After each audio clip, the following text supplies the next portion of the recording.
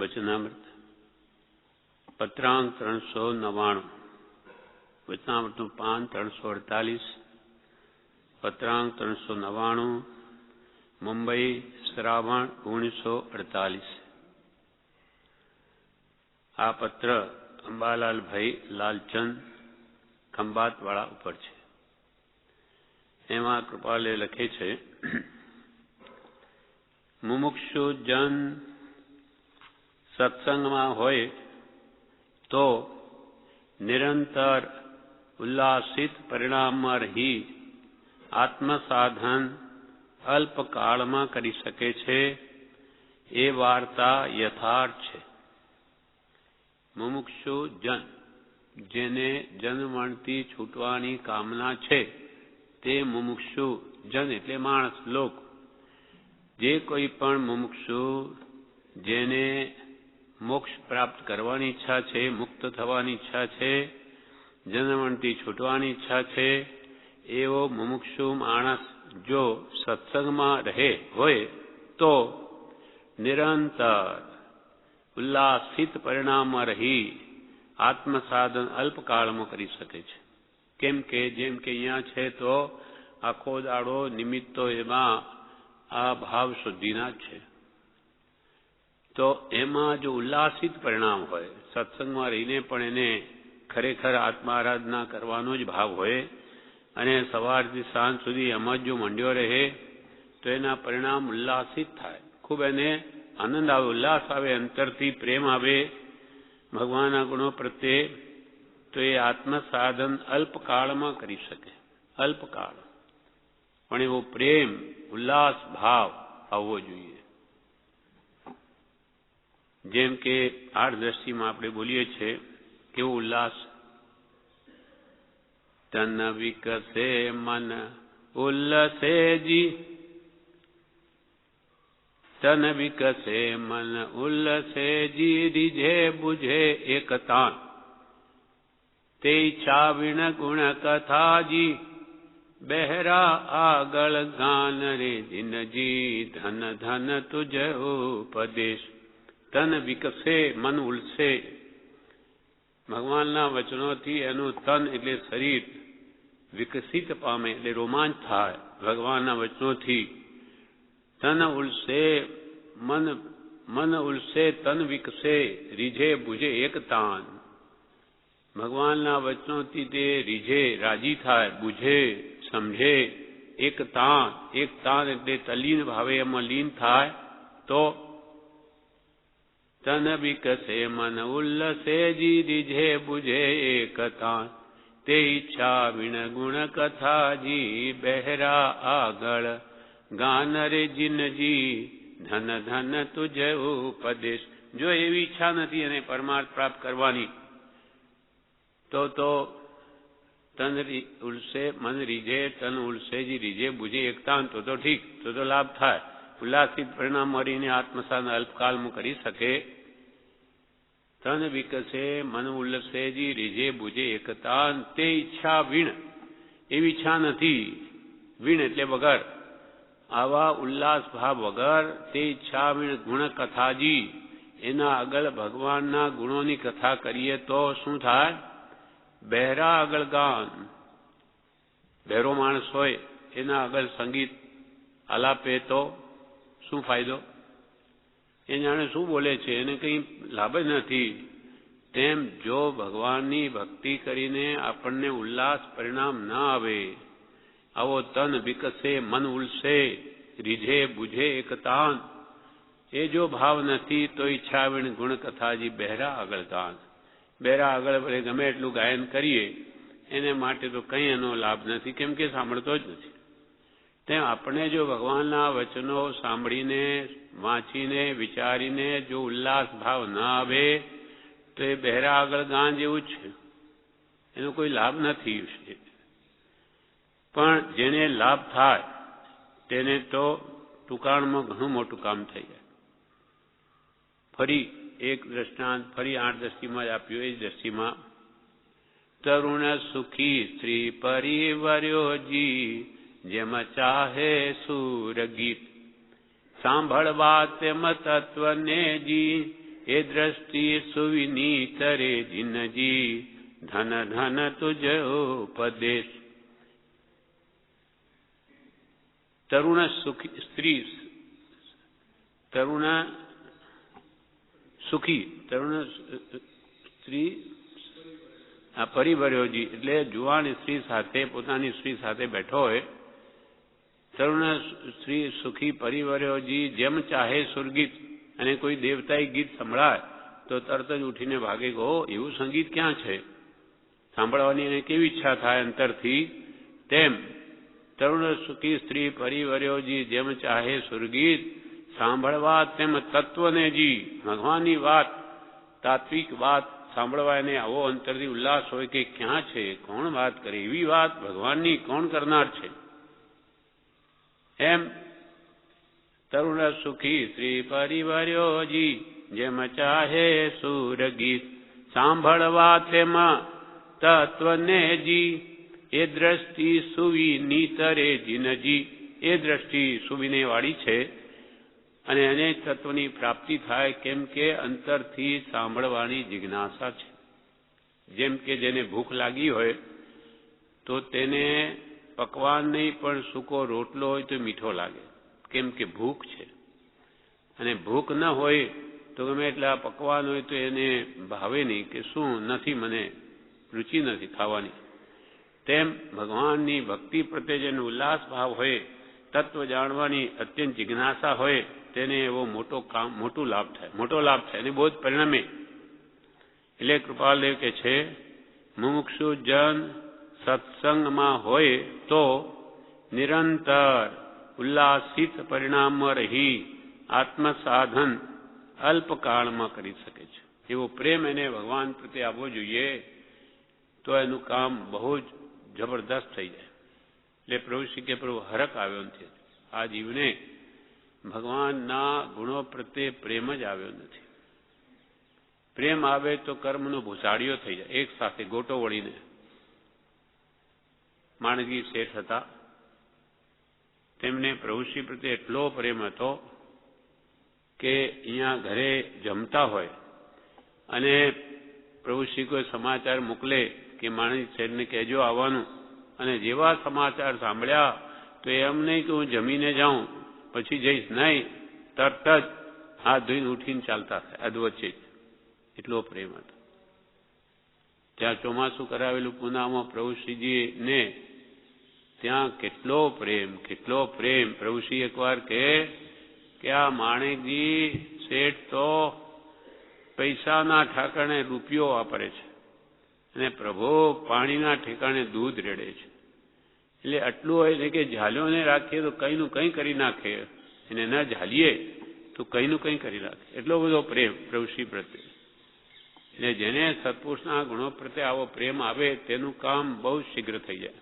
એટલે ઉલ્લાસિત પરિણામમાં રહી આત્મસાધન અલ્પકાળમાં કરી શકે છે.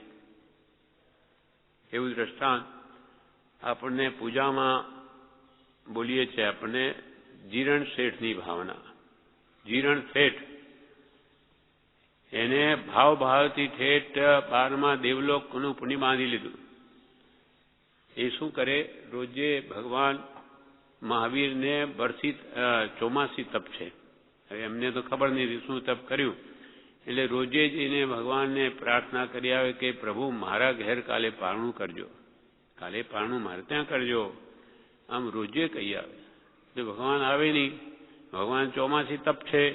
4 મહિના પૂરા થયા એટલે એમને થયું કે હવે તો ભગવાન કાલે જરૂર આવશે જ. મનમાં નિશ્ચિત થઈ ગયું. ભગવાન તો કહે નહીં કે અમે ઉદ્દેશિક હાર થઈ જાય કે ભાઈ અમે તમારા ઘરે આવીશું. એ તો પછી એવો ભાવ આવ્યો કે હવે તો કાલે આવવાના જ છે ભગવાન, હવે શું કરું ને શું નહીં કરું. તેના માટે એમને શું કર્યું, શેરીમાં જળ છંટકાવ્યા, તોરણ બંધાવ્યા, જાત જાતની મીઠાઈઓ બનાવી અને ભગવાનને હું બોલાવવા જઈશ, પારણું કરાવીશ અને ખૂબ એમની પાસે તો પછી વ્રત લઈશ એવી ખૂબ ભાવના જ ભાવે છે. ખાલી એ જ ભાવ પૂજામાં વણ્યો છે. તે એમ છે, હરે જીર્ણ શેઠજી ભાવના ભાવે હરે જીરણ શેઠજી ભાવના ભાવે, હરે ચોમાસી પારણું આવે, હરે ચોમાસી પારણું આવે, હરે કરી વિનતી નિજ ઘર જાવે. ભગવાને વિનતી કરીને ઘરે ગયા કે હવે ભગવાન પધારજો, કાલે તો જરૂર મારે ત્યાં પારણું કરવા પધારજો. કરી વિનતી નિજ ઘર જાવે. પ્રિયા પુત્રને વાત જણાવે. હવે પોતાની પ્રિયા સ્ત્રી અને પુત્રની વાત જણાવે, કાલે ભગવાન પધારશે આપણે ત્યાં. પ્રિયા પુત્રને વાત જણાવે. પટકુલ જરી પથરાવે રે, મહાવીર પ્રભુ ઘર આવે. પટકુલ, પટ એટલે કપડા, જરીના કપડા પાથર્યા. મારા ભગવાન નીચે ન ચાલે. જેમ કૃપાલ લઈને આગા ખાના બંગલે લઈ ગયા તો આખી ઘાસડી લાવીને ખોલીને એના પર પગ મુકાવીને લઈ ગયા. નીચે ભગવાનનો પગ નહીં પડે. ભક્તિ છે એટલો બધો. જેટલું મહાત્મ્ય સત્પુરુષનું હોય એટલો એનો બોધ આપણા અંદર પરિણમે. એટલે પટકુલ જરી પથરાવે. ફરી શું કર્યું? અરે ઉભી શેરીએ જળ છંટકાવે. ભગવાન ચાલીને આવશે. ભક્તના ભાવ છે. હરે ઉભી શેરીએ જળ છંટકાવે, હરે જાય કેતકી ફૂલ બિછાવે, હરે નિજ ઘર તોરણ બાંધાવે, હરે મેવા મીઠાઈ થાળ ભરાવે રે, મહાવીર પ્રભુ ઘર આવે. કાલે ભગવાન પધારશે. જાત જાતની મીઠાઈઓ બનાવી. ભક્તનો ભાવ છે. ભગવાનને તો કંઈ નથી જોઈતું. મેવા મીઠાઈ થાળ ભરાવે, મહાવીર પ્રભુ ઘરે આવે. પછી શું વિચારે છે? હરે તે જીનવર સામા જઈશું. બોલાવા જઈશું ભગવાને પધારો. હરે તે જીનવર સામો, હવે તે જીનવર સન્મુખ જઈશું. હરે મુજ મંદિર, હરે તે જીનવર સન્મુખ જાવું, હરે મુજ મંદિરીએ પધરાવું. હરે ભલી ભાંતે, હરે પારણ ભલી ભાંતે કરાવું. હરે જુગતે જીન પૂજા રચાવું રે, મહાવીર પ્રભુ ઘેર આવે. શામાં બોલાવા જઈશું? એમને અહીંયા બોલાવીને પધરાવીશ. મેવા પછી એમની ભલી ભાંતે પારણું કરાવીશ અને જુગતે જીન પૂજા રચાવીશ. ભગવાનની પૂજા કરીશ. ભાવ જ કરે છે. ભગવાન તો આવશે કે નહીં એ તો ભગવાન જાણે, પણ એની ભાવના એટલી બધી ઊંચી વધી ગઈ કે શું કરું ને શું નહીં કરું એમ. પછી ફરી શું ભાવે છે? હરે મજીરણ શેઠ વદંતા, હરે પરિણામ નિધારે ચઢંતા, હરે શ્રાવકની સીમે ઠરંતા, હરે દેવ દુંધુ વિનાદ કરંતા રે, મહાવીર પ્રભુ ઘેર આવે. આ બધી ભાવના ભાવે એટલામાં તો શું થઈ ગયું? દેવ દુંદબી વાગી. ભગવાનનું પારણું થઈ ગયું. કોને ઘેર? પૂરણ શેઠને. જીરણ શેઠને બદલે પૂરણ શેઠને ત્યાં થઈ ગયું. અને પૂરણ શેઠને ભાવી નથી ભગવાન પ્રત્યે. એટલે નોકરને કહી દઉં કે જા એમને વરાવી દે. ભગવાનને તો કંઈ નહીં. જ્યાંથી જે જોગ છે ત્યાં પછી પંચજીવી પ્રગટ થયા. દુંદુભી વાગી એટલે જીર્ણ શેઠને થયું અરે ભગવાન તો પારણું થઈ ગયું અને ભગવાન તો આવે નહીં. જો દુંદુભી નાદ નહીં સાંભળ્યો હોત તો પરિણામની ધારા એટલી જબરદસ્ત હતી કે તે જ ઠેકાણે તેમને કેવળ નાદ પ્રગટ થાય થોડાક સમયમાં. એટલે પ્રેમમાં કેટલી તાકાત છે. ભક્તિ, પ્રેમ એટલે ભક્તિ. ભગવાન પ્રત્યેની ભક્તિને પ્રેમને ભક્તિ કહીએ છીએ. ભક્તિ પરમ પ્રેમ રૂપા એનું આ ફળ છે. એમ ઉલ્લાસિત પરિણામ જેટલા આવે તેટલા કર્મનો ભૂસાડીઓ થઈ જાય. એક સાથે ગોટો વળીને બળી જાય. જેમ એક રસ્સી દોરી બળતી બળતી આખી ક્યારે બળે એના કરતો આખો લોચો ગોટો વાળેલો હોય એક સાથે જ વળીને ભસ્મ થઈ જાય એવું થઈ જાય. એમ મુમુક્ષુ જન સત્સંગમાં હોય તો નિરંતર અહીંયા પરિણામની ધારા લક્ષ્યપૂર્વક હોય. જેને આત્મકલ્યાણનું લક્ષ્ય હોય તેને માટે આવા ઉત્તમ નિમિત્તો પ્રભુશ્રીએ ગોઠવ્યા છે. સવારના 4 વાગ્યાથી ઉઠાડીને એવી રીત ક્રમ આપી દીધો કે એના ભાવ પડે નહીં. વચમાં 2 કલાકનો ખાલી આંતરો આપ્યો કે જમવા ખાવા પીવા આરામ જે બાકી આખો દાડો ભક્તિ ભક્તિ ને ભક્તિ. પ્રભુશ્રી કે તમને કહી દઉં એમ કરીને કે સર્વ કર્મ નાશ કરવાનો ઉપાય શું કહી દઉં? બધું આમ કરાય પછી શું કે પ્રભુ ભક્તિ ભક્તિ રે ભક્તિ સ્વરૂપ ભક્તિમાં તન્મે રહે. સ્વરૂપ ભક્તિ, સાંડ ભક્તિ નહીં, સ્વરૂપ ભક્તિ. ભગવાનનું સ્વરૂપ શુદ્ધ સહજાત્મ સ્વરૂપ છે. એવા કૃપાલદેવ શુદ્ધ સહજાત્મ સ્વરૂપ છે. એની સ્વરૂપની ભક્તિમાં તન્મે. કૃપાલદેવ એટલે તો આ શરીર એ કૃપાલદેવ નથી, એમાં રહેલો શુદ્ધ આત્મા તે તરફ લક્ષ્ય કરવાનું છે. અને એ સ્વરૂપ આપણે પ્રાપ્ત કરવું છે, એમનું પ્રગટ થયું છે, આપણું કરવું છે માટે કે ત્યાં લક્ષ્ય રાખીને ભક્તિ કરો. ભગવાન કૃપાલદેવ એટલે સહજાત્મ સ્વરૂપ, કૃપાલદેવ એટલે શુદ્ધ આત્મા, એની ભક્તિ કરવાની છે. મુમુક્ષુ જન સત્સંગમાં હોય તો નિરંતર ઉલ્લાસિત પરિણામવાળી આત્મસાધન અલ્પકાળમાં કરી શકે છે.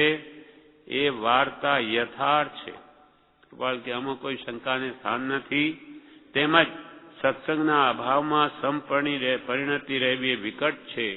સત્સંગનો જ્યાં અભાવ છે ત્યાં આત્મામાં સંપરિણતિ સંભાવવાળી દશા રહેવી બહુ વિકટ છે.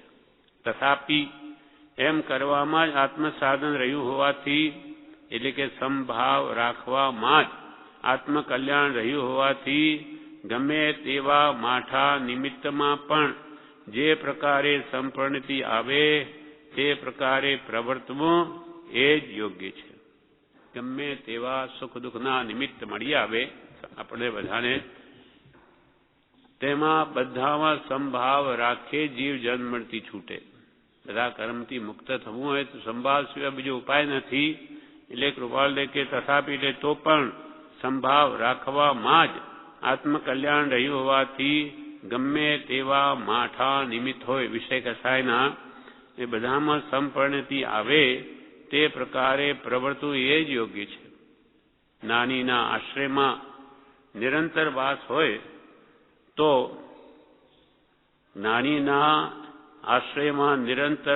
હોય તો સહજ સાધન વડે પણ સંપરિણતિ પ્રાપ્ત થાય. નાનીના આશ્રય માટે એની નિશ્રામાં એના શરણમાં જ્ઞાની હાજર હોય તો કે જે સંપરિણતિ સંભાવ રહેવો સુલભ છે. એમાં તો નિર્વિવાદતા છે, એમાં તો કોઈ શંકાને સ્થાન નથી. પણ જ્યારે પૂર્વ કર્મના નિબંધનથી અનુકૂળ નહીં એવા નિમિત્તમાં નિવાસ પ્રાપ્ત થયો છે ત્યારે ગમે તેમ કરીને પણ તેના પ્રત્યે અદ્વેષ પરિણામ રહે એમ પ્રવર્તવું એ જ અમારી વૃત્તિ છે અને એ શિક્ષા છે. નાની હાજર હોય ત્યાર તો સહેજે સંભાવ રહી શકે એમાં મોટી વાત નથી. પણ જ્યારે આવો જોગ નથી અને નિમિત્તો બધા પ્રતિકૂળ છે, અનુકૂળ નહીં એવા નિમિત્તમાં આપણો નિવાસ છે, ત્યારે ગમે તેમ કરીને પણ તે નિમિત્તો પ્રત્યે અદ્વેષ પરિણામ રાખો. આપણને નિમિત્તો નહીં ગમતા હોય, અનુકૂળ પ્રતિકૂળ નિમિત્તો મળી આવે તેમાં પણ દ્વેષ બુદ્ધિ કરવી નહીં. સંભાવે બધું ભોગવી લેવું એમ પ્રવર્તવું એ જ અમારી વૃત્તિ છે. કૃપાલ કે અમારી તો એ જ વૃત્તિ છે. ગમે તેવા સારા ખોટા નિમિત્તો આવે એમાં અમે તો સંભાવને જાળવી રાખીએ છીએ. તેમ તમારી શિક્ષા પણ એ છે. તમે પણ એમ જ કરો. તમારે પણ જન્મથી છૂટવું હોય તો ગમે તેવા સુખ દુઃખના પ્રસંગમાં પણ સંભાવ રાખો. એમ અમે એમ જ કરીએ છીએ. અમારી એમ જ વૃત્તિ છે. તેમ તમારે કરવા યોગ્ય છે.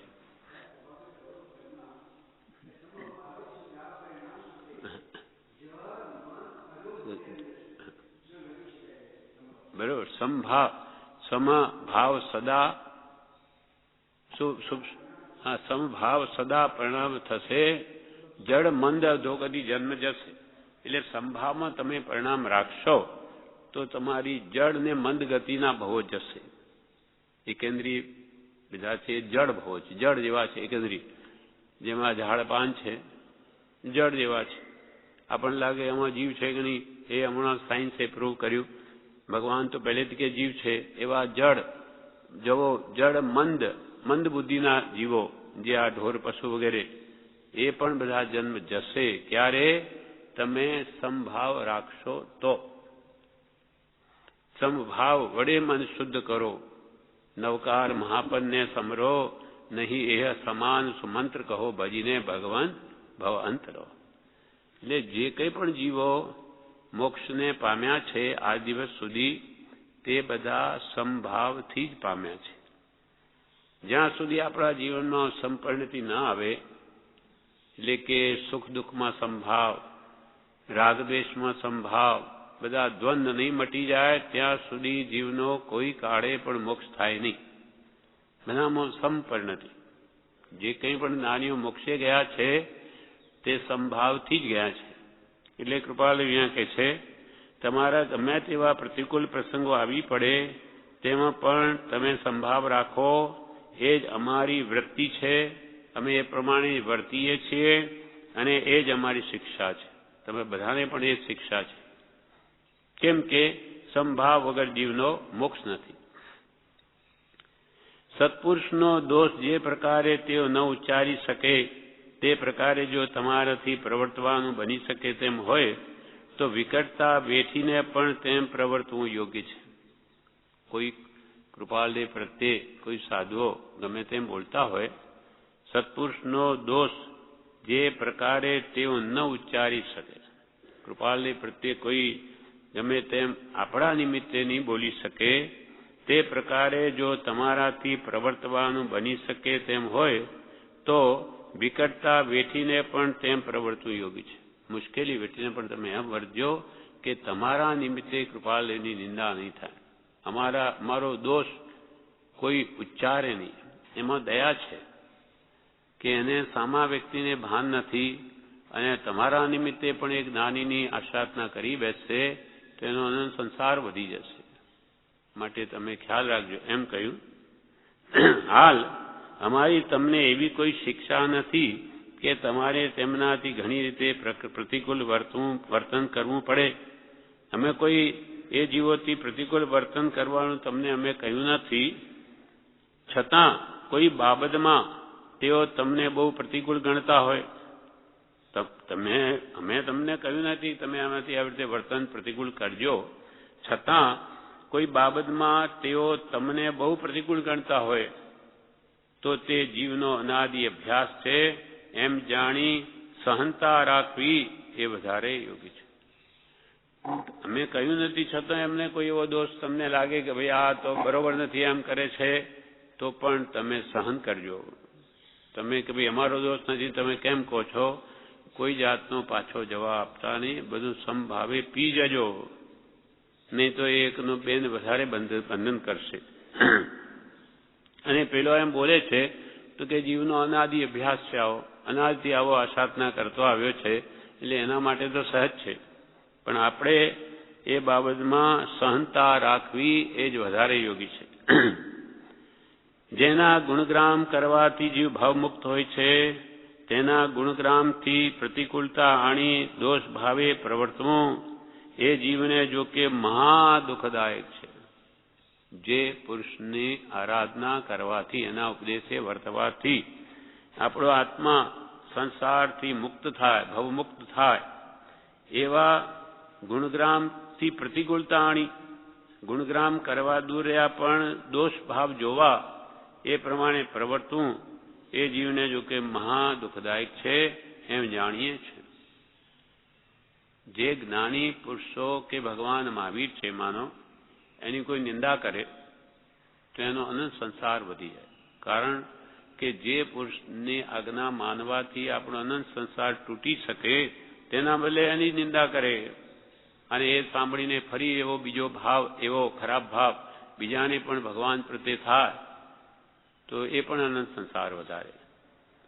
જેના ગુણગ્રામ કરવાથી જીવ ભાવ મુક્ત હોય છે તેના ગુણગ્રામથી પ્રતિકૂળતા આણી દોષ ભાવે પ્રવર્તવો, એમના દોષ જોવા નાનીના, એ જીવને જો કે મહાદુઃખ થાય છે એમ જાણીએ છે.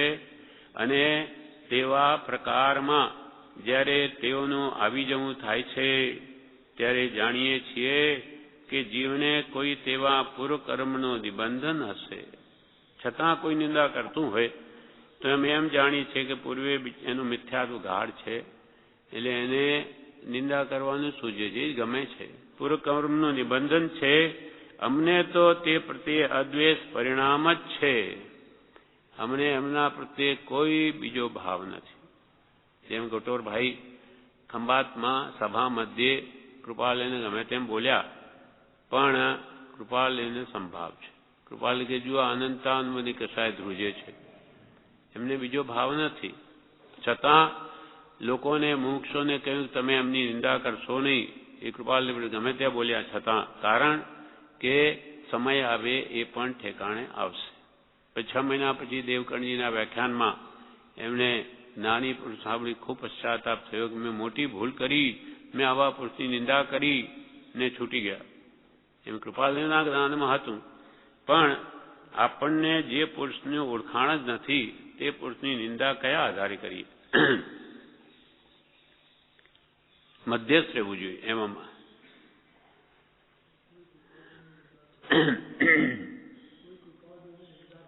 હા,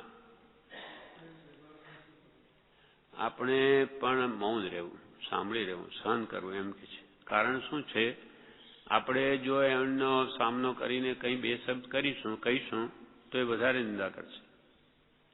તેથી આપણા નિમિત્તે વધારે બંધાશે, એ ગાઢ કરશે કર્મોને. એવું કાળ છે. એ કંઈ આપણને ના પાડીએ તેથી કંઈ સમજી જવાનો નથી. એના કરતો મૌન રહી, વાત પતી ગઈ. કૃપાલે એ જ કહ્યું એમને અંબાલાલભાઈને કે તમારે સહન કરવું. એ નિંદા કરે પણ શું કરીએ? એમના પૂર્વ કર્મબંધ જ એવા છે. આપણા હાથની વાત નથી, પણ આપણા નિમિત્તે એને બંધ ન થાય એ સાચવવું આપણે. એટલે કૃપાલયની વાત પણ કોને કરાય? કોઈ ખરેખર જિજ્ઞાસુ હોય ને એને વાત ગમતી હોય તો કરાય, નહીં તો એમાંથી કોઈ દોષ જોઈને બીજું કાઢી લે તો એ આપણા નિમિત્તે બંધાઈ જાય વધારે.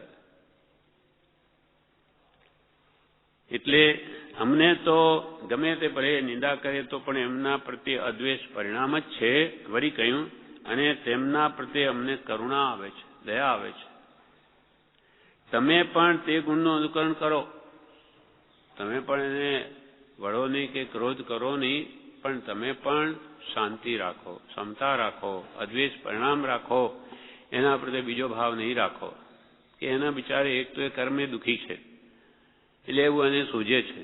ને વળી તમે કહીને એને વધારે કર્મબંધન કરાવો એવું નહીં કરવાનું. એના મિથ્યાત્વનો ઉદય છે, એ વાત ઉતરે એવી નથી એને ગળે. અને તમે પણ તે ગુણનું અનુકરણ કરો. અને જે પ્રકારે તેઓ ગુણગ્રામ કરવા યોગ્યના અવર્ણ બાદ બોલવાનો પ્રસંગ ન પામે, તે પુરુષના જેના ગુણગ્રામ કરવાથી કલ્યાણ થાય એવા પુરુષના અવર્ણ બાદ બોલવાનો પ્રસંગ ન પામે તેમ યોગ્ય માર્ગ ગ્રહણ કરો એ ભલામણ છે.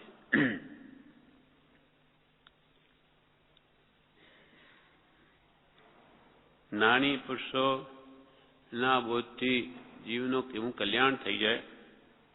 જેમ કે કાળા કાકા હતા આ ધામણમાં, એ બહુ જ ક્રોધી.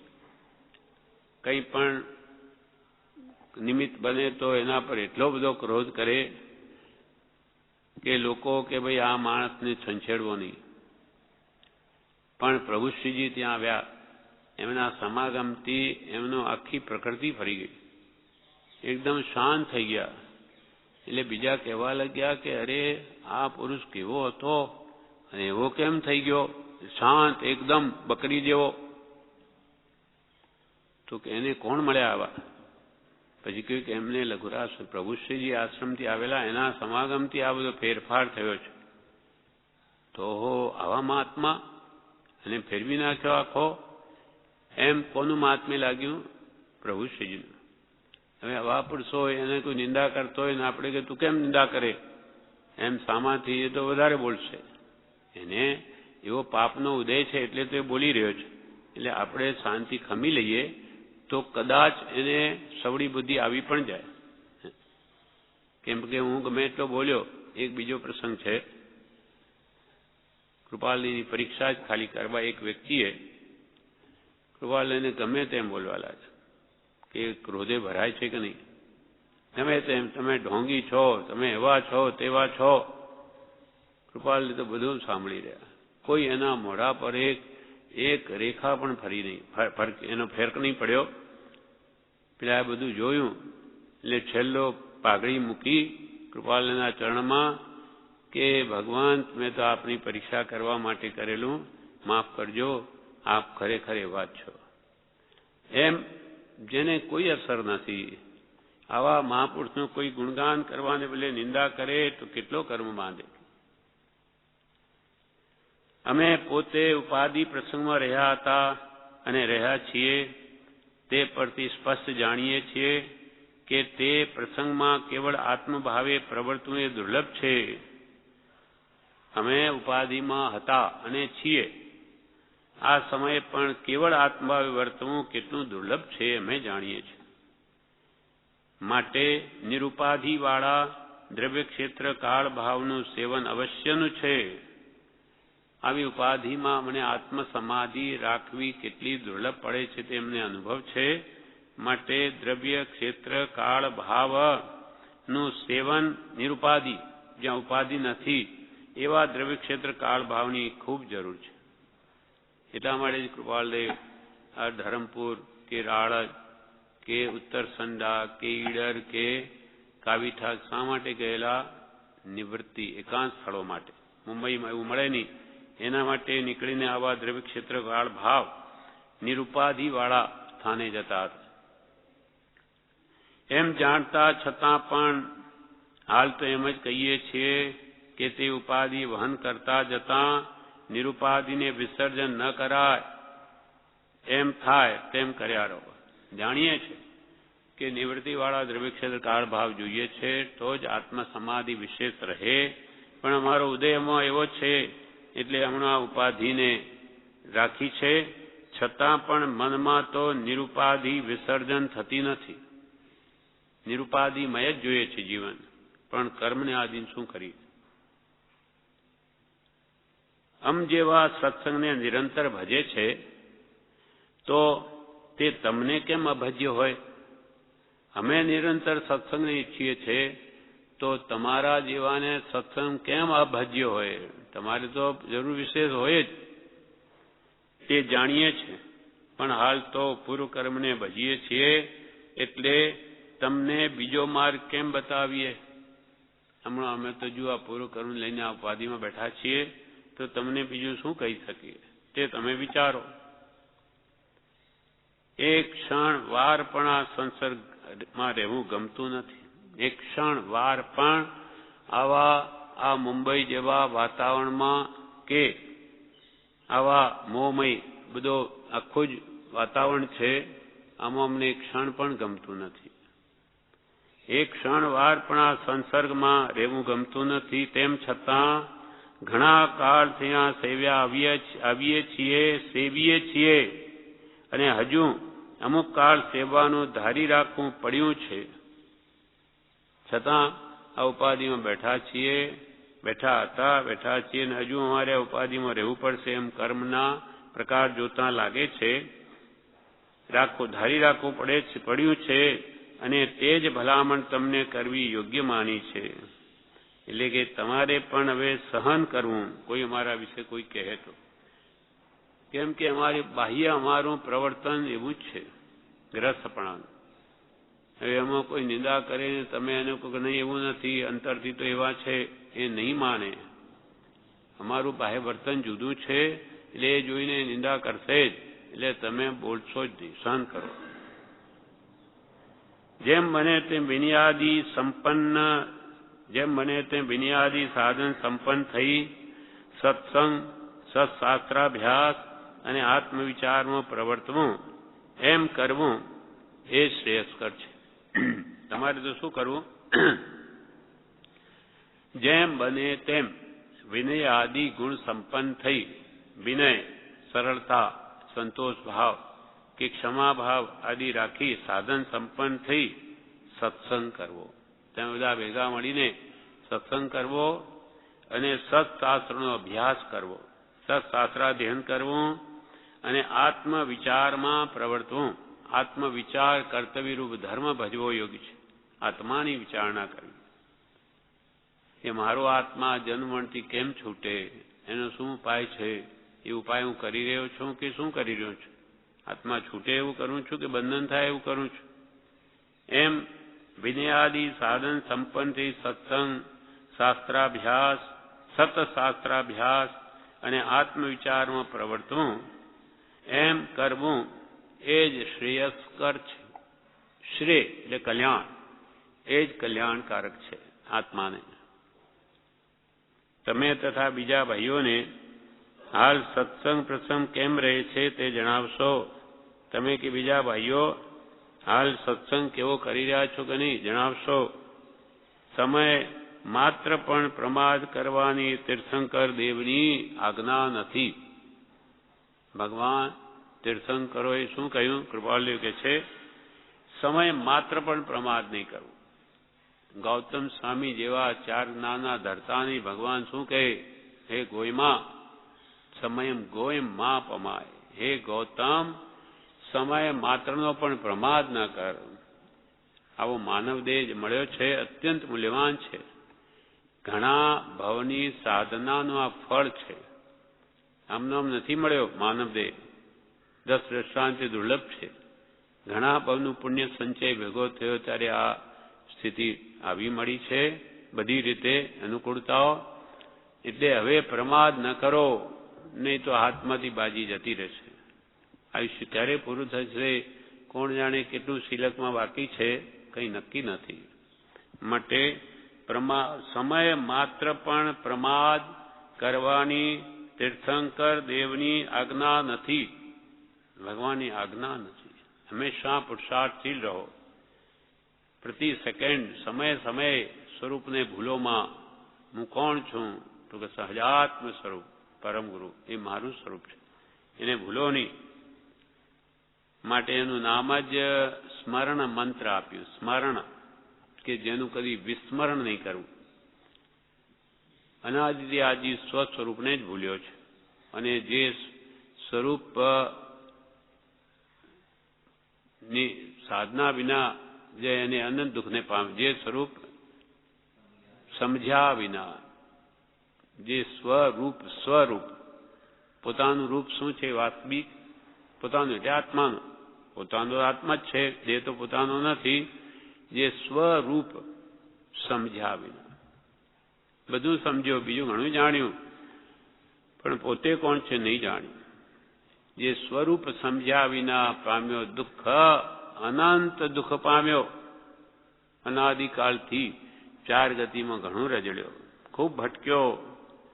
હવે પણ સ્વસ્વરૂપને નહીં સમજે તો હજુ બધું દુઃખ ઊભું જ છે, હજુ ક્યાંય ગયું નથી. 4 ગતિ, નરક નિગોદાદી બધા દુઃખ ઊભા છે. આ ભાવમાં સમજી લે શું કરવાનું છે અને આત્માની શુદ્ધિ કરી લે, સ્વસ્વરૂપની પ્રાપ્તિ, તો જન્મથી છૂટશે. નહીં તો પાછો 84 લાખ જીવાનીમાં એવો ગુસ્સે કે પાલો અનંત કાળે બહાર નહીં આવે. એટલે ભગવાન કહે છે, હે જીવ, સમય માત્ર પણ પ્રમાદ નહીં કર. સમય માત્ર પણ પ્રમાદ કરવાની તીર્થંકર દેવની આજ્ઞા નથી. આ પ્રમાણે આ પત્ર પૂરો થયો. એનું વિવેચન પણ છે જે આપણે વાંચીએ.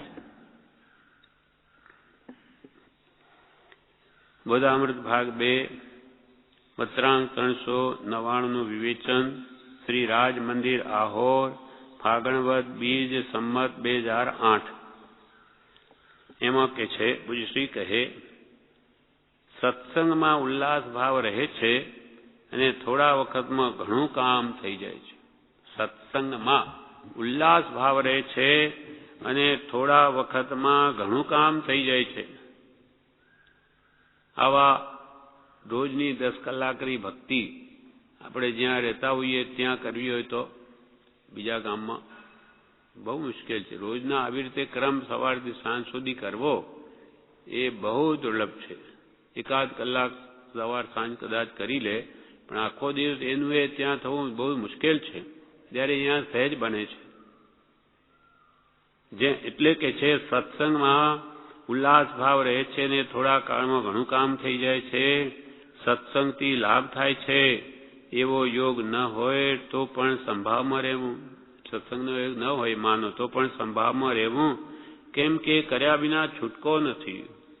સુખ દુઃખમાં હર્ષોખમાં બધામાં સંભાવમાં રહ્યા વગર જન્મથી છૂટી શકે નહીં. સુખ દુઃખ તો બધાને આવવાના જ. સંસારીઓને સુખ દુઃખ ના આવે તો કોને આવે? હોય જ. સુખ દુઃખના પુણ્ય પાપના દ્વંદ્વરૂપ આખો સંસાર છે. પુણ્યનો ઉદય તો સુખ મળે, પાપનો ઉદય તો દુઃખ આવે. એ તો આવ્યા જ કરવાનું. પણ એ જોયા કરે જીવ કે ભાઈ એ તો એ સંસારનું સ્વરૂપ જ છે, મારે તો સંભાવ મળે. એવો અભ્યાસ પાડે તો રહે. એ પણ સહેલું નથી. ક્રોધનું નિમિત્ત મળે તો ક્રોધવાળો થઈ જ જાય. તે વખતે ક્ષમા રાખવી એ ઘણી યોગ્યતા અભ્યાસ હોય તો જ બને. એવો યોગ ન હોય તો પણ સંભાવમાં રહેવું એ કર્યા વિના છૂટકો નથી. રાગદ્વેષ ઓછા કરવા જે ન ભૂલવું, કેમ કે રાગદ્વેષ અજ્ઞા અને મુખ્ય કર્મણી ગ્રંથ, મુખ્ય કર્મની ગાંઠ છે રાગ દ્વેષને અજ્ઞા. તો એને ઓછા કરવા છે આપણા અંદર. જ્ઞાનીઓ કે આજના જ કાઢી નાખો, પણ એ ન બને કે એક દિવસે બધું નીકળી ન જાય. પણ રાગદ્વેષ ખોટા છે એમ તો માનો તો ધીમે ધીમે ઓછા થઈ શકે. ખરાબને ખરાબ માનીએ, જેમ જૂઠને જૂઠ માનીએ, ખરાબ માનીએ તો એ જૂઠ આપણું જાય કોઈને કોઈ દિવસે. પણ એનો પક્ષ જો લઈ લઈએ તો આપણે જૂઠ બોલતા હોઈએ, પણ હું તો જૂઠ બોલું છું ને, પણ આ દુનિયામાં તો કેટલું બધું લોકો જૂઠ બોલે. હું તો બહુ ઓછું જ બોલું, થોડુંક જ બોલું. એવું જો હું જૂઠનો પક્ષ લઈ લઉં તો મારું જૂઠ કદી નહીં જાય. જૂઠ વધે, કેમ કે થોડું જૂઠ સારું તો પછી કાલે વધશે. પણ હું બોલું છું તેથી શું થઈ ગયું? જૂઠ એ જૂઠ જ છે, પાપ જ છે, એ એના મનમાં હોવું જોઈએ. તો ધીમે ધીમે અને એ પણ જાય. તેમ રાગદ્વેષ ખોટા જ છે, મારાથી નથી રહેવાતું, પણ રાગદ્વેષ કાઢવા જેવા છે. કોઈ પ્રત્યે રાગ કરવો નહીં, કરવો તો સત્પુરુષ પ્રત્યે કરવો. કોઈ પ્રત્યે દ્વેષ કરવો નહીં, કરવો તો કુશીલ પ્રત્યે કરવો. કૃપાલે કહ્યું એમ રાગદ્વેષ ઓછા કરવા છે, એ ન ભૂલવું, કેમ કે સંસારનું મૂળ જ રાગદ્વેષ છે. જ્યારથી રાગદ્વેષ જાય ત્યારથી કેવળ ના થાય, સંપૂર્ણ રાગદ્વેષ નાશ, પછી તો મોક્ષ નિશ્ચિત થાય. જ્ઞાની પુરુષના યોગમાં તો એ સાંભળવાનું મળે છે, પણ એવો યોગ ન હોય ત્યારે સંભાવ રહેવો મુશ્કેલ છે. પણ કર્યા વિના છૂટકો નથી. સંભાવમાં આવવું જ પડશે મોડે વેલે. અમે એ જ કરીએ છીએ, કૃપાલુ કે અમે એ જ કરીએ છીએ, અને તમારે પણ એ જ કરવાનું છે, એમ કૃપાળુ દેવ કહે છે. કૃપાળુ દેવ પોતાના રાગદ્વેષ કાઢશે તો એમનું કલ્યાણ એમનું થવાનું છે, એકલાનું. આપણા તો આપણે જ કાઢવા પડશે. તે કૃપાળુ કે અમે એ જ કરીએ છીએ, તમારે પણ એ જ કરવાનું છે. જીવ પોતાનો દોષ જોતો નથી, પોતાના દોષ જોવા જોઈએ, બીજાના નહીં. કોઈ પ્રત્યે દ્વેષ ન કરવો, જે સંયોગ છે તેમાં બીજા પ્રત્યે દ્વેષ ન થાય એ સાચવવાનું છે. નિમિત્તનો દોષ ન કાઢવો એ સાચો રસ્તો છે. કોઈએ આપણને ગાળ દીધી માનો તો આપણે એની જ ભૂલ કાઢીએ, આવો જ છે. પણ તે વખતે મારી કોઈ ભૂલ તો નથી થતી, એને મને ગાળ આપી, તો એ જ હું વિચારીને મારી ભૂલ કાઢી નાખું. માનો કે મારી ભૂલ નથી, છતાં એને કહ્યું તો કંઈ પૂર્વે મેં એનું બગાડ્યું હશે, આપણે શાંતિ રાખો તો એ વાત પતી જાય, નવો બંધ ન પડે. એમ કરીને એ વાતને કોઈ પ્રત્યે આપણે દ્વેષ કે નહીં કરવો. જે સંયોગ છે તેમાં બીજા પ્રત્યે દ્વેષ ન થાય એ સાચવવાનું છે. નિમિત્તનો દોષ ન કાઢવો એ સાચો રસ્તો છે. રાગદ્વેષથી પોતાને જ કર્મ બંધાય છે, માટે સાચવવાનું છે. આપણે રાગદ્વેષ કરીશું એનો બંધ આપણે પડશે, સામાએ કર્યો તો એને બંધ છે. ભેંસના શિંગડા ભેંસને ભારે છે, પણ તારે કેવો ભાવ નહીં કરવો. તેથી તેઓને કર્મ બંધાતા નથી. સત્પુરુષ પ્રત્યે દ્વેષ કરે તો ઘણા કર્મો બંધાય.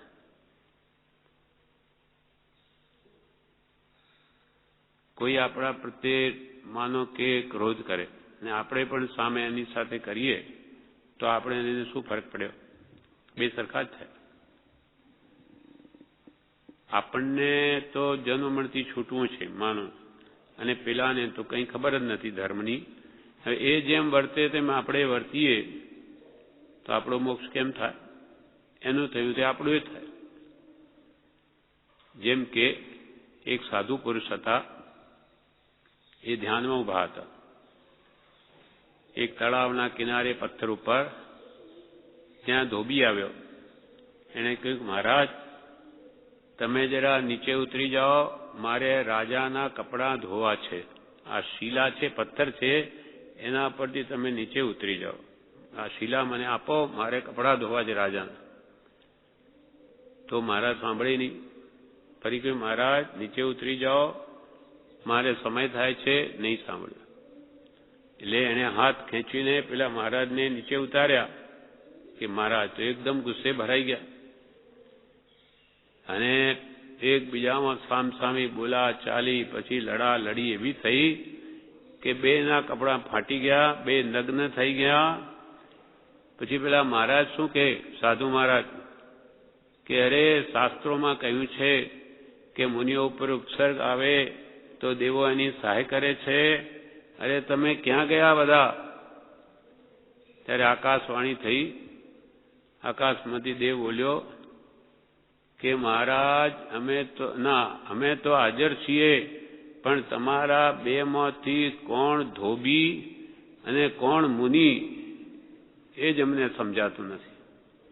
ખબર જ નથી પડતી તમારે બે ધોબી કોણ મુનિ કોણ. એમ મુનિ છે એ પણ ધોબી જેવો થઈ ગયો, એમ પણ એ ક્રોધે ભરાયો ત્યારે કોની રક્ષા કરે? એમ આપણે જન્મથી છૂટવું હોય તો આપણું વર્તન સાવ જુદું હોવું જોઈએ, તો જ છૂટાય. આપણે દુનિયાદારીની જેમ વર્તવું છે, રાગદ્વેષ મોહ કરવા છે, પછી કે મને તો મોક્ષ મળો, એ તો કેમ મને? એમ નાની પુરુષ સંભાવને સાચવે છે, તેથી તેઓને કર્મ બંધાતા નથી. સત્પુરુષ પ્રત્યે દ્વેષ કરે તો ઘણા કર્મ બંધાય. અમે કોઈને દુઃખ દેવા ઈચ્છતા નથી, પણ પૂર્વ કર્મને લઈને બીજા જીવના મનમાં આવે છે ત્યાં આપણો ઉપાય નથી. કૃપાળ કે અમે કોઈને દુઃખ આપવા ઈચ્છતા નથી, પણ સામા જીવને અમારા પ્રત્યે બીજો ભાવ આવી જાય તો તેનું અમે શું કરી શકીએ? નિરુપાય છે તેમાં. જેમ બને તેમ નાનીની નિંદામાં કોઈ ન ઉતરે તેની સાવચેતી રાખવી. જેમ બને તેમ નાનીની નિંદામાં કોઈ ન ઉતરે તેની સાવચેતી રાખવી. આપણા પરિણામ ન બગાડવા, કોઈના નિમિત્તે આપણા પરિણામ ભાવ નહીં બગાડવા. દ્વેષ ન થવા દેવો. મુશ્કેલી આવે છે તે પૂર્વના કર્મ છે, પણ તેમાં જેટલી સહનશીલતા અડગતા રહે તેટલો આત્મા દ્રઢ થાય છે. મુશ્કેલી તો આવે, સંસારમાં અનેક કંઈ ને કંઈ પ્રસંગો બને જ, પણ તેમાં જેટલી સહનશીલતા રાખીને અડગ રહે તેટલો આત્મભાવ દ્રઢ થાય છે, તેટલી સહનશીલતા વધે છે અને ક્ષમાભાવ વધે છે. અને ક્ષમા એ મોક્ષનો ભવ્ય દરવાજો છે. છૂટવાનો માર્ગ એક જ છે, તે સંભાવ, સમાન ભાવ, સુખમાં દુઃખમાં. છૂટવાનો માર્ગ એક જ છે. ઉપાધિમાં રહેવું અને આત્મભાવમાં પરિણમવું બહુ મુશ્કેલ છે. આવી ઉપાધિ મુંબઈ જેવી કૃપાલયની વેપાર વ્યવહાર બધી કેટલી ઉપાધિ છે, છતાં આત્મભાવમાં ટકવું બહુ મુશ્કેલ છે. ઉપાધિ ન હોય અને નિવૃત્તિનું ક્ષેત્ર હોય ત્યારે સારા ભાવ રહે છે. ઉપાધિમાં નહીં હોઈએ ને નિવૃત્તિમાં આવું ક્ષેત્રો આવવામાં હોઈએ તો સારા ભાવ રહે છે. સત્સંગને સંભાળવો. ઉપાધિમાં પણ નિરુપાધિ સુખ ભૂલવું નહીં. સત્સંગને યાદ કરવો અને ઉપાધિમાં રહેતા છતાં નિરુપાધિમય જીવન હોય તો કેવું સુખ શાંતિમય હોય તે ભૂલવું નહીં. સુખ નિરુપાધિમાં છે. ઉપાધિમાં દુઃખ જ હોય. ઉપાધિમાં અનાથતા છે. ઉપાધિ આવી પડે તો પણ સંભાવ રાખવો, પાછું કંટાળવું નહીં. આપણી જવાબદારી હોય સ્ત્રી પુત્ર આદિની, તો એને સંભાવે એ જવાબદારી પૂરી કરવી. આમ અંતરમાં હંમેશા દુઃખી થયા કરે, આ મને ક્યાં આવી પડ્યું, તો એ બધા આ ધ્યાનથી કર્મ બાંધે. એના કરતાં ઉપાધિ આવી પડે તો પણ સંભાવ રાખવો. ઉપાધિ આવી પડે તો પણ સંભાવ રાખવો. જેમ જેમ સત્સંગ થાય તેમ તેમ ગરજ જાગે છે. જેમ જેમ સત્સંગ થાય તેમ તેમ ગરજ જાગે છે.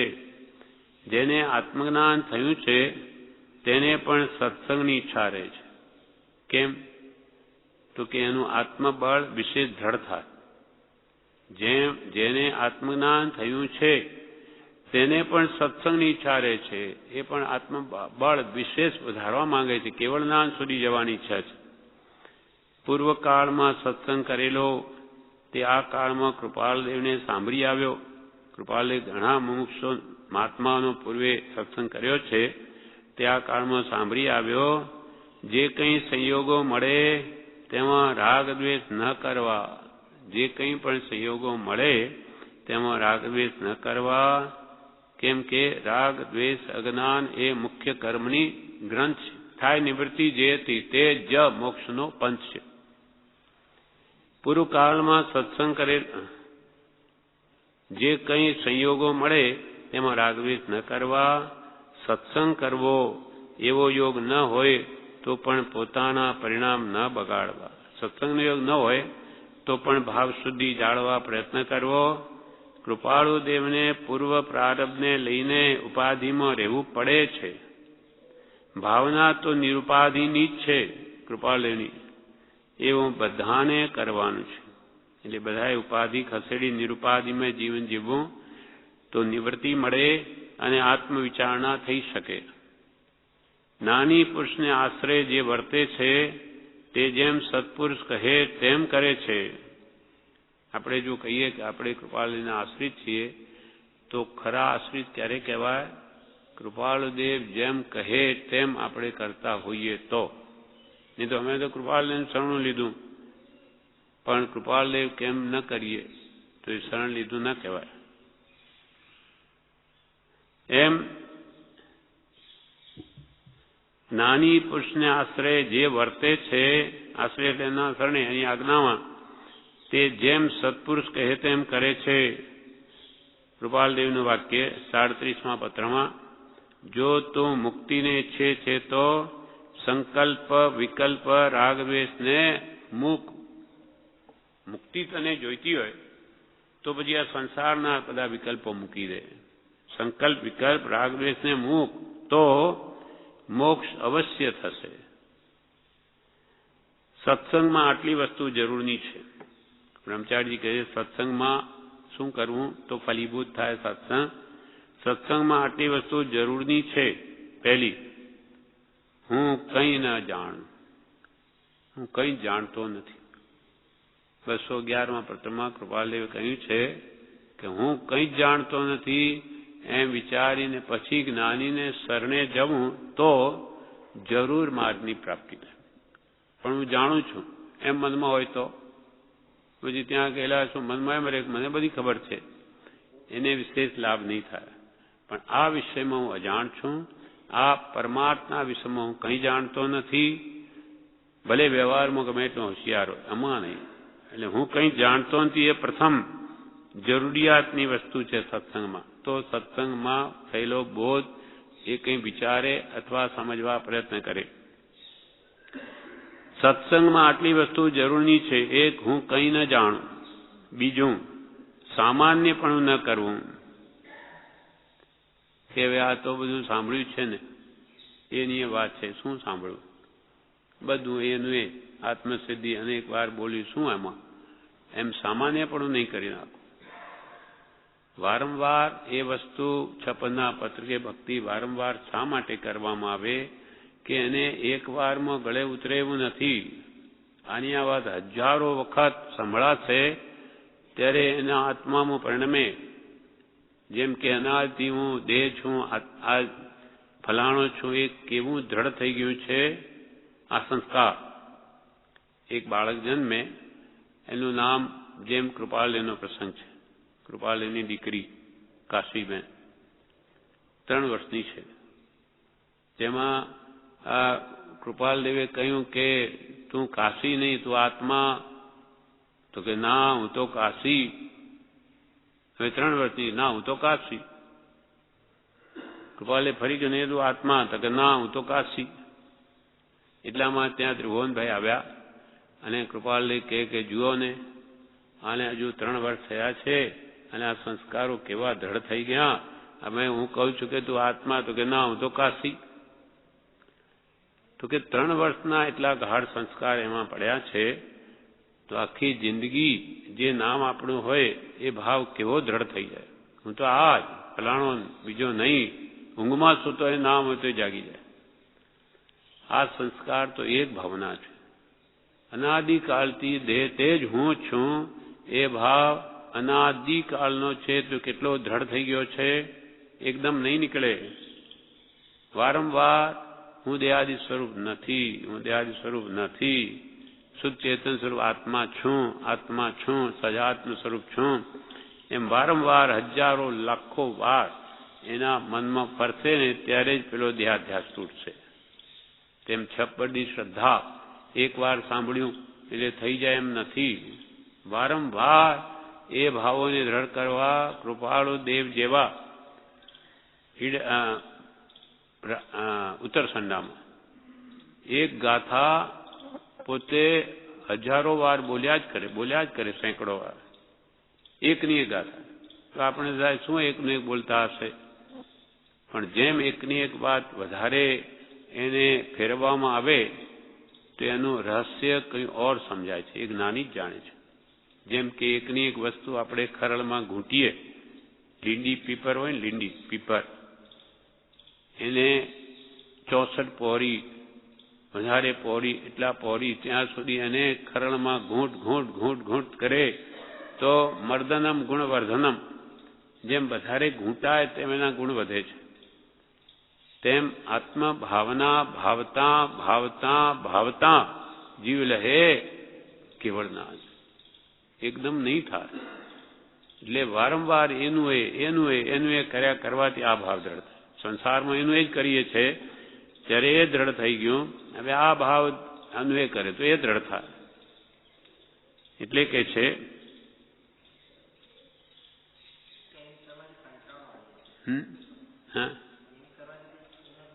ના, આપણે એના અર્થ વિચારવા કે હું બોલી રહ્યો છું શું છે આ અર્થ વિચારે તો નવી વિચારણા ઉગે. એવો અભ્યાસ પાડીએ તો 2 વાર આત્મસિદ્ધિ સામસામી બોલાય. એ પણ અર્થ વિચારવા માટે જ છે કે આરામથી એનો અર્થ વિચારી શકે. એટલે ઘરે આપણે વિચારી લો તો તરત જ એના અર્થમાં ઉપયોગ રોકી લઈએ તો આપણને કંટાળો નહીં આવે. આમ તો જુઓ, અહીંયાના ભક્તિના બધા પ્રોગ્રામ જુદા જુદા છે. સવારમાં ભક્તિ જુદી, 9 થી 12ની જુદી, હમણાં જુદી, રાતની જુદી, એમ બધું જુદું જુદું તો રાખ્યું જ છે. છતાં આપણે તત્વ વિચારણામાં જવું તો આનંદ આવે કે હો શું ભાવ. અને જેમ જેમ આપણા આત્મામાંથી મિથ્યાત્મના દળિયા ઓછા થાય તેમ તેમ એ વાત વિશે દ્રઢ સમજાતી જાય અને એનો ભાવ આપણે દ્રઢપણે અંદર બેસતો જાય. હા, એમ જ છે. અને એનો એક દુનિયા ભૂલાતી જાય, એનો આનંદ આવે અર્થમાં ઉપયોગ લઈ જવાથી. હા, તત્વરૂપથી જે ઓળખે તે જ એને પહોંચે શાશ્વત સુખે. તત્વરૂપથી ઓળખે, બરોબર છે. આ આપણી ભક્તિ પણ તાત્વિક ભક્તિ છે. આ કંઈ બોલવા જેવી નથી. ખાલી બોલ કરીને એમાં ઘણું ઊંડું તત્વ ભરેલું છે દરેકમાં. કેમ કે તત્વજ્ઞાની પુરુષોના આ બધા કાવ્ય છે કૃપાલના. એટલે એમાં ઘણું એક શબ્દમાં અનંત આગમ રહ્યા છે. એટલે આપણે જેટલો ઉપયોગ એમાં સ્થિર કરીશું તેમ નવું જ ભાષે. આપણને ખબર નહીં કે કવિએ વિચાર તો કોઈ દિવસ નહીં આવે આવા. કેમ કે આમાં છે બધું. આપણે ઉપયોગ દ્રઢ કરીએ તો બધું જ બહાર નીકળે. એટલે કંટાળવું નહીં, પણ એનું કર્યા જ કરવું, એમની આજ્ઞા માનીને, નાની આજ્ઞા આપી માટે.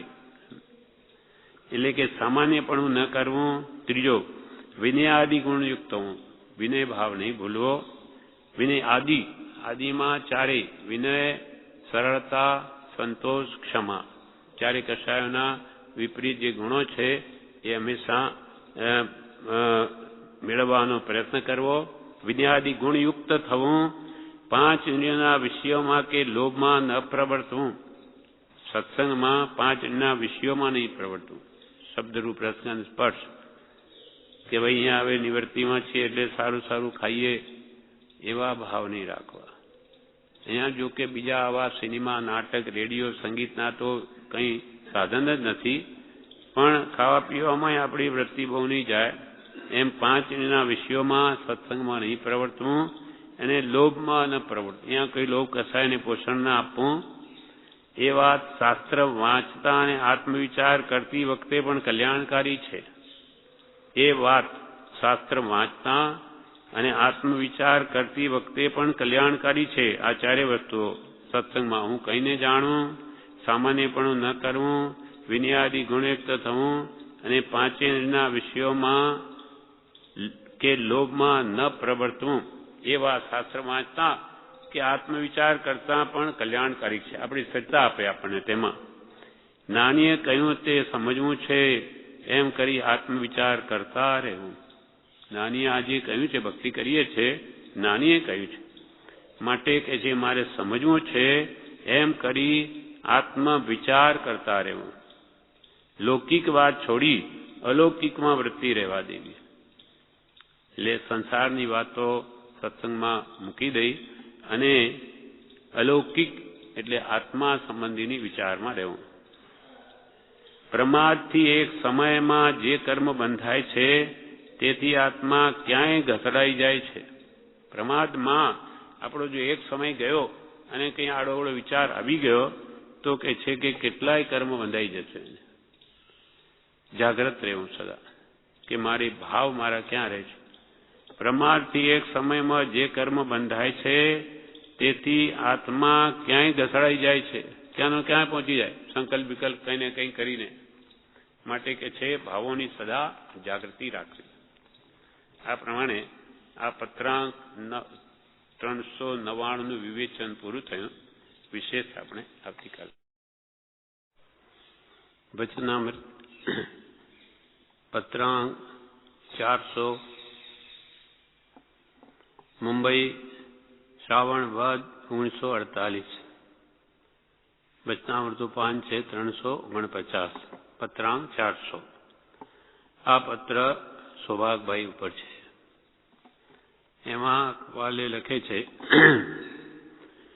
તે પુરુષ નમન કરવા યોગી છે, તે પુરુષ નમન કરવા યોગી છે, કીર્તન કરવા યોગી છે, પરમ પ્રેમે ગુણગ્રામ કરવા યોગી છે, ફરી ફરી વિશિષ્ટ આત્મ પરિણામે ધ્યાવન કરવા યોગી છે. કે જે પુરુષને દ્રવ્યથી, ક્ષેત્રથી, કાળથી અને ભાવથી કોઈ પણ પ્રકારનું પ્રતિબદ્ધપણું વર્તતું નથી. કૃપાલજી શું કહે છે? આવા પુરુષ કે જેને કોઈ દ્રવ્ય, ક્ષેત્ર, કાળ, ભાવથી કોઈ પ્રતિબંધ નથી. ગમે તેવું દ્રવ્ય હોય, દ્રવ્ય એટલે વસ્તુ, તે એને રાગ ઉત્પન્ન કરી શકે એમ નથી. ગમે તે ક્ષેત્ર હોય એટલે નિવૃત્તિ ક્ષેત્ર હોય કે પ્રવૃત્તિ ક્ષેત્ર હોય તેમાં પણ જે સંભાવથી રહી શકે, જેને કોઈ કાળ નડતો નથી. ભલે શિયાળો હોય કે ઉનાળો હોય કે ચોમાસું હોય, કે જેને ભાવથી કોઈ રાગ દ્વેષ પરિણામ પણ જેને માં સમ રહે છે, બધામાં ભાવ પણ, એવો કોઈ પુરુષ હોય તો તે પુરુષ નમન કરવા યોગી છે, એટલે નમસ્કાર કરવા યોગી છે. તે પુરુષ કીર્તન કરવા યોગી છે, તે પુરુષની ભક્તિ કરવા યોગી છે. કીર્તન એટલે ભક્તિ. પરમ પ્રેમે ગુણગ્રામ કરવા યોગી છે. પરમ પ્રેમથી, પરમ ભક્તિથી તે પુરુષની સ્તવના કરવા યોગી છે. ગુણગ્રામ એટલે એના ગુણોની સ્તવના, પ્રશંસા કરવા યોગી છે. ફરી ફરી વિશિષ્ટ આત્મ પરિણામે તે પુરુષ ધ્યાવન કરવા યોગી છે. વિશિષ્ટ આત્મ પરિણામે એટલે વિશેષ અંતર આત્માના ભાવથી, અંતરના સાચા ભાવથી તે પુરુષનું ધ્યાન કરવાયું છે. ફરી ફરી વિશિષ્ટ આત્મ પરિણામે ધ્યાન કરવા યોગ્ય છે, એટલે કે ધ્યાન કરવાયું છે. કે કયો પુરુષ?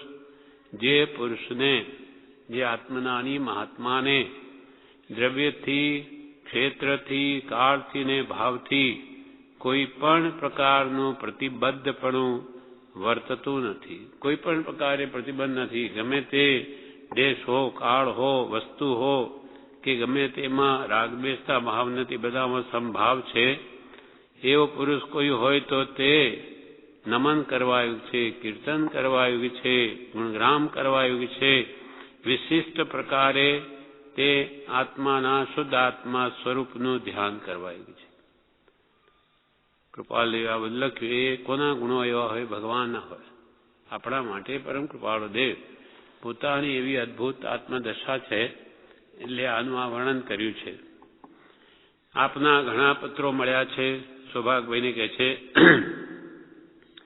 આપના ઘણા પત્રો મળ્યા છે. ઉપાધિ જોગ એવા પ્રકારે રહે છે કે તેના વિદ્યમાનપણામાં પત્ર લખવા યોગ્ય અવકાશ રહેતો નથી. એટલી બધી ઉપાધિ રહે છે કે ઉપાધિમાં પત્ર લખવા જેવો કોઈ સમય જ મળતો નથી. અથવા તે ઉપાધિને ઉદયરૂપ જાણી મુખ્યપણે આરાધતા તે ઉપાધિને અમે ઉદયરૂપ જાણ્યું છે. અમારો ઉદય છે, વિચરે ઉદય પ્રયોગ. આત્મજ્ઞાન સમદર્શિતા વિચરે ઉદય પ્રયોગ. માત્ર કર્મના ઉદયાધીન જેનું પ્રવર્તન છે એવા કૃપાલય પોતે કે છે. અને તે ઉપાધિને ઉદય રૂપ જાણી મુખ્યપણે અમે આરાધતા તમ જેવા પુરુષને પણ, સૌભાગ્યને કે તમારા જેવા આવા યોગ્ય પુરુષને પણ ચાહીને પત્ર લખેલ નથી. સમય નથી, શું કરીએ? ચાહીને પત્ર લખેલ નથી. તે માટે ક્ષમા કરવા આવી છે. તે એમને ક્ષમ્ય ગણશો. કેટલી લઘુતા છે! આટલી બધી યોગ્યતા હોવા છતાં અમે પત્રનો જવાબ નથી લખી શક્યા. તે માફ કરજો, ક્ષમા કરજો. ચિત્તને વિશે જેવું આ ઉપાધિ જોગ આરાધીએ છીએ ત્યારથી મુક્તપણું વર્તે છે. ચિત્ત ભાવમાં, આત્મામાં ચિત્ત એટલે મન. ચિત્તને વિશે જેવું આ ઉપાધિ જોગ આરાધીએ છીએ ત્યારથી મુક્તપણું વર્તે છે. ઉપાધિ જોગ છે ત્યારથી અમે અંતરથી મુક્ત છીએ. બહારથી ઉપાધિને અંતરથી સમાધિ છે. ચિત્તને વિશે જેવું આ ઉપાધિ યોગ આરાધીએ છીએ ત્યારથી મુક્તપણું વર્તે છે. તેવું મુક્તપણું અનુપાધિ પ્રસંગમાં પણ વર્તતું નહોતું. જ્યારે ઉપાધિ નહોતી ત્યારે પણ એવું અસંગપણું, એવું મુક્તપણું મારા અંતરમાં નહોતું. તેવું ઉપાધિમાં છે. એટલે આ નિવૃત્તિમાં તો સમાધિ હોય, ત્યાં તો પ્રવૃત્તિમાંય સમાધિ. એટલે કેવી દશા છે! ચિત્તને વિશે જેવા ઉપાધિ યોગ આરાધીએ છે ત્યારથી મુક્તપણું વર્તે છે. તેવું મુક્તપણું અનુપાધિ પ્રસંગમાં, જ્યારે ઉપાધિ નહોતી ત્યારે પણ વર્તતું નહોતું. એવી નિશ્ચલ દશા માગસર સુદ છઠથી એક ધારાએ વર્તી આવી છે. નિશ્ચલ દશા એક ધારું. ક્યારથી? માગસર સુદ છઠથી. એટલે આ પત્ર લખે છે ત્યારે શ્રાવણ મહિનો છે. માગસર પછી પોષ, મા, ફાગણ, ચૈત્ર, વૈશાખ, જેઠ, અષાઢ, 7 મહિના થઈ ગયા. છતાં એક ધારું આવી નિશ્ચલ દશા ચાલી આવે છે. એવી નિશ્ચલ દશા માગસર સુદ છઠથી એક ધારાએ વર્તી આવી છે. તમારા સમાગમની ઘણી ઈચ્છા રહે છે. તે ઈચ્છાનો સંકલ્પ દિવાળી પછી ઈશ્વર પૂર્ણ કરશે એમ જણાય છે. ઈશ્વર એટલે પ્રારબ્ધ. એવો કર્મનો ઉદય આવશે તો તમારા જેવા ઉત્તમ મોક્ષનો સમાગમ થશે. તે ઈચ્છાનો સંકલ્પ દિવાળી પછી ઈશ્વર પૂર્ણ કરશે એમ જણાય છે. મુંબઈ તો ઉપાધિ સ્થાન છે. મુંબઈ તો ઉપાધિ સ્થાન છે. તેમાં આપ વગેરેનો સમાગમ થાય તો પણ ઉપાધિ આડે યથાયોગ્ય સમાધિ પ્રાપ્ત ન હોય. હવે આવી ઉપાધિમાં માનો તમે અહીંયા આવો અને સમાગમ કરીએ તો પણ યથાયોગ્ય સમાધિ પ્રાપ્ત ન હોય. જેવી અમે ઈચ્છીએ છીએ સ્વસ્થતા તે આવા મુંબઈમાં ન હોય.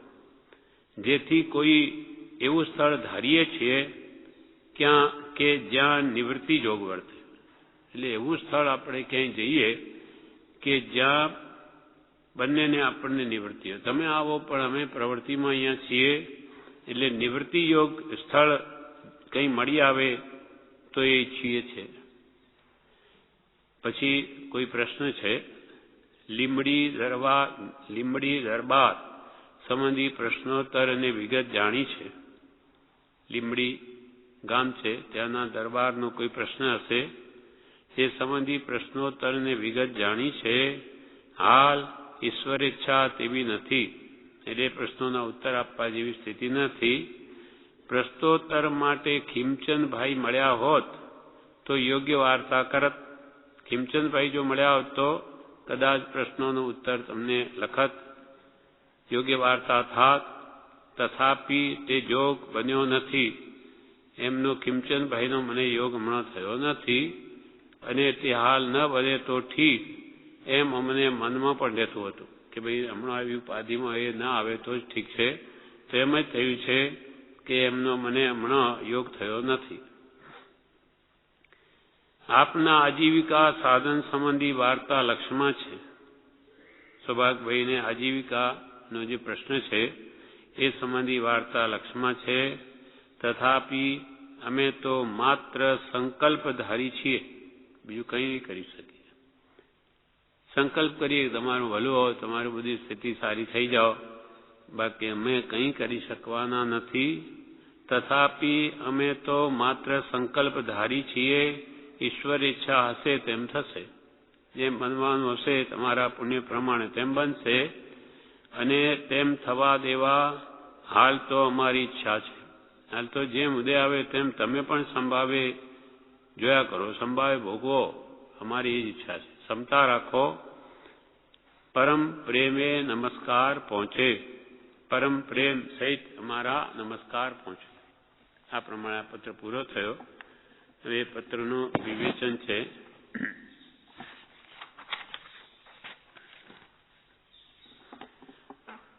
પત્રાંક 400નું વિવેચન, ભજનામૃત વિવેચન, તેમાં પાન 103.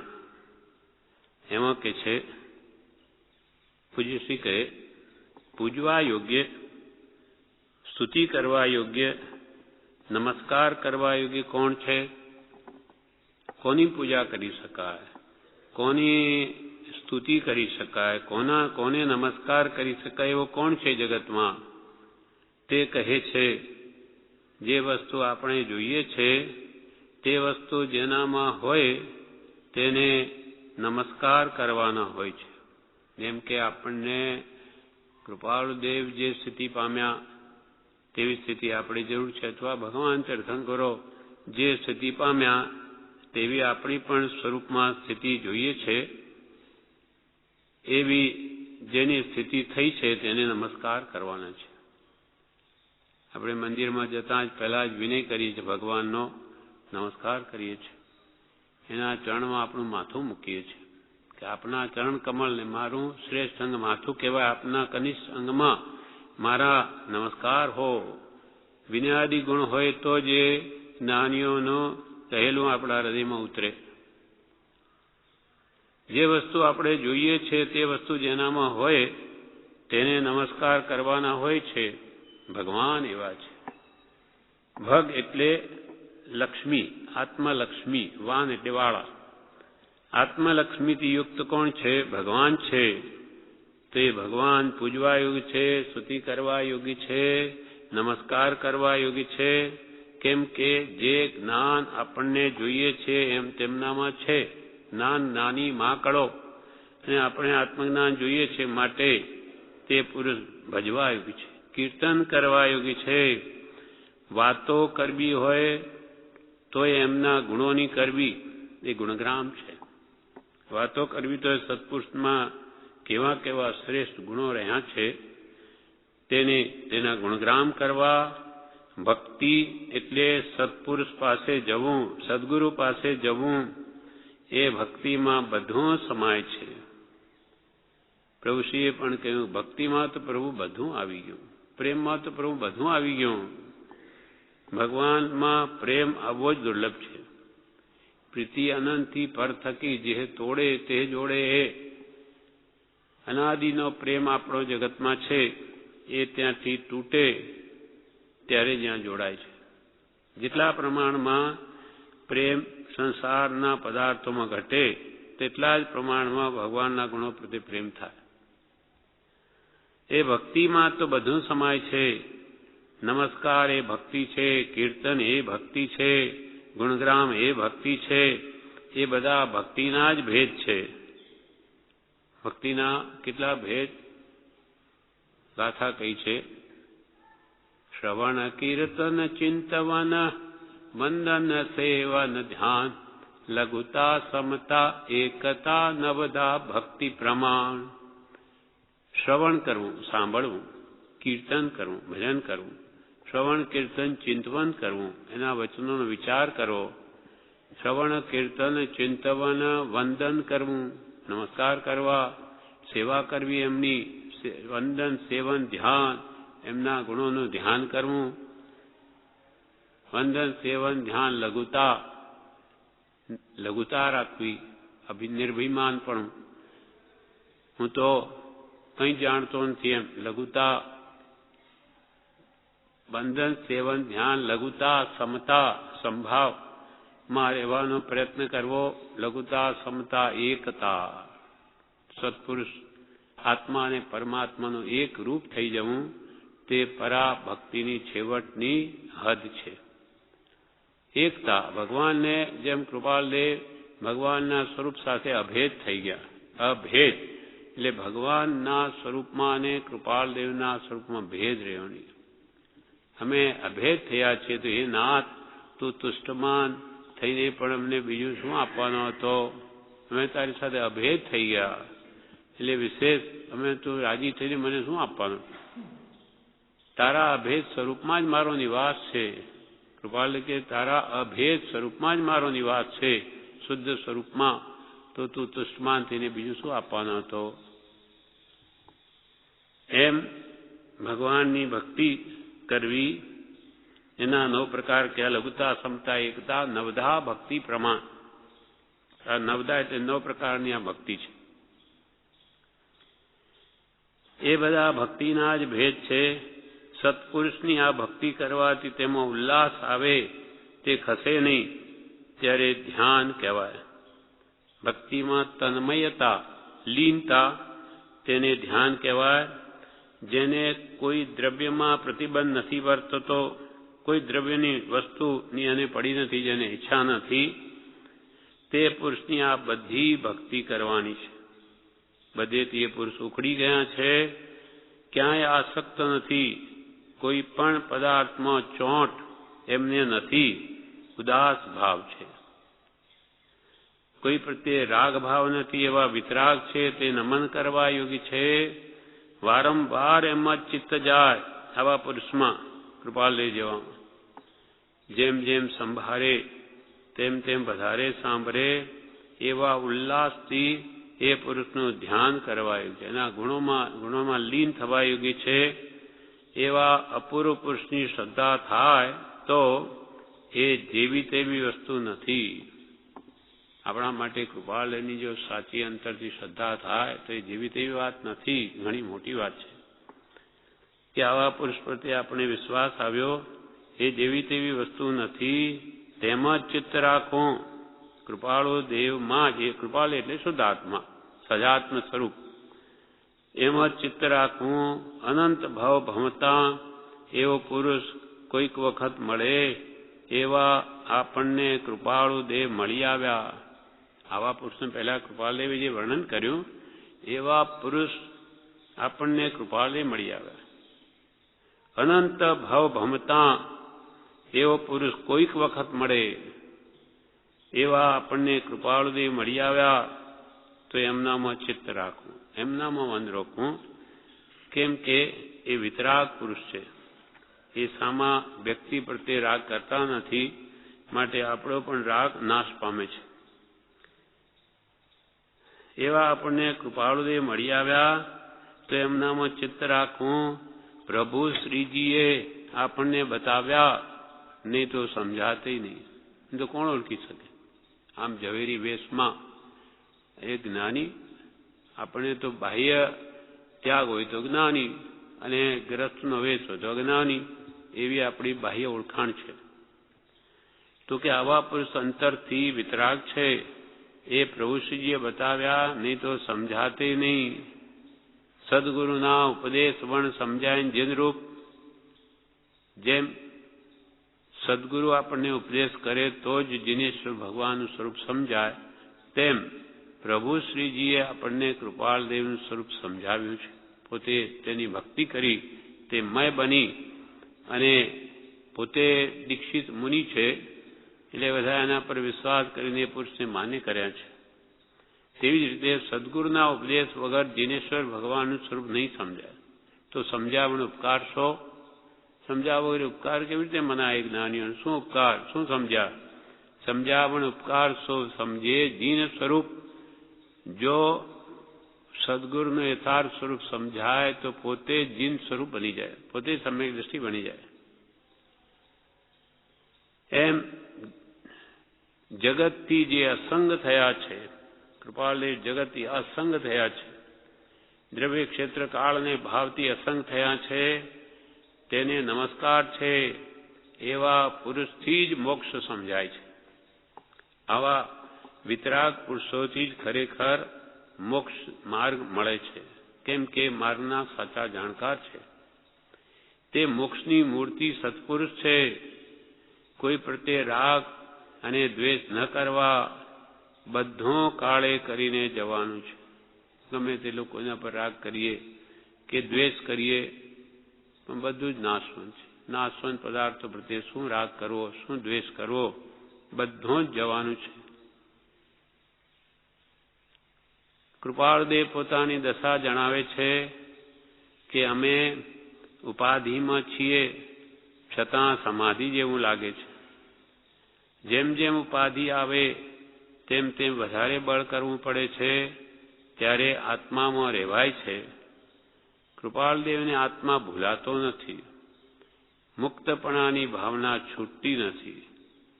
આત્માનો નિર્ણય થયો છે, પછી ગમે તેવી ઉપાધિ હોય પણ આત્મા જુદો છે. એમને મુક્ત ભાવ કેમ રહે છે? કે એમને આત્માનો નિર્ણય થઈ ગયો છે. મારો આત્મા દેહથી ભિન્ન જ છે, જુદો જ છે. જે કંઈ પણ આ દેખાય છે ઉપાધિ, તે કર્મનું સ્વરૂપ છે, મારું નથી. હું તો આ બધાથી જુદો છું. પછી દ્રષ્ટાંત આપે છે, જેમ સ્ફટિક રત્ન સંયોગને લીધે અન્ય રૂપ દેખાય છે, પણ તે તેવું થઈ જતું નથી. સમ્યક સ્ફટિક રત્નની ઘણી મૂર્તિઓ કર્ણાટકમાં છે, બાહુબલીજી વગેરે સ્થાનોમાં, શ્રવણબેલગોળ ત્યાં. એટલે સ્ફટિક એકદમ કાચની મૂર્તિ હોય, અને એને પાછળ જે રંગનું કપડું રાખો તે રંગમાં આખી મૂર્તિ દેખાય. ખરેખર મૂર્તિ તો બિલકુલ સફેદ છે, પણ એના પાછળ લાલ, લીલું, પીળું જે કપડું રાખો તે રીતે મૂર્તિનો રંગ બની જાય. તેમ ખરેખર એ કલરવાળી મૂર્તિ તે એનું સ્વરૂપ નથી, પોતે તો સફેદ જ છે. સ્ફટિક રત્ન સંયોગને લીધે અન્ય રૂપ દેખાય છે, પણ તે તેવું થઈ જતું નથી. તેમ આત્મા મુક્ત સ્વરૂપ જ છે. એ ભાવ કૃપાળદેવને ફરતો નથી. ગમે તેવી બાય ઉપાધિ આ કલરમય કપડાની જેમ આવે, પણ પોતે તો શુદ્ધ સ્ફટિકની જેમ મુક્ત રૂપ જ છે, મુક્ત સ્વરૂપ જ છે. એ ભાવ એમને ફરતો નથી. છતાં નાની પુરુષ પણ ઉપાધિનો ત્યાગ ઈચ્છે છે. એમ નહીં કે ભાઈ આપણે તો બધું સમ છે, ભલે ને ઘરમાં હોઈએ તો શું, એમ ઈચ્છતા નથી. ઈચ્છે છે નિરુપાધિમય જીવન, ઉપાધિનો ત્યાગ જ છે, પણ ઘરમાં રહે તો પણ મુક્ત રૂપ જ રહે છે અને એમાં એમને વધારે બળ કરવું પડે છે. બળ જેમ ઉપાધિ આવે તેમ વધારે બળ કરવું પડે છે, ત્યારે આત્મામાં રહેવાય. એટલે ઈચ્છે છે નિરુપાધિ, પણ દેહાધીન ઉપાધિ છે તો તેને પણ ક્ષમતાએ ભોગવે છે અને ઘરમાં પણ મુક્ત સ્વરૂપ જ છે. આ પ્રમાણે આ પત્રાંક 400નું વિવેચન પૂરું થયું.